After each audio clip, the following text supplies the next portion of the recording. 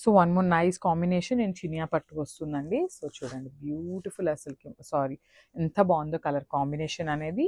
మనకి మంచి Lux green కలర్కి డార్క్ వైలెట్ కలర్ బార్డర్తో అయితే పేరప్ చేశారు. చాలా బాగున్నాయండి శారీస్ అయితే. కంప్లీట్ లైట్ వెయిట్తో బ్యూటిఫుల్ డిజైన్స్తో అయితే ఇచ్చారనమాట. సో శారీస్ కూడా మన దగ్గర మల్టిపుల్స్ అయితే అవైలబుల్ ఉన్నాయి. రెడీ టు డిస్పాచ్ 25 శారీస్ వరకు ఉన్నాయన్నమాట. సో శారీ చూసారు కదా ఎంత బాగుందో.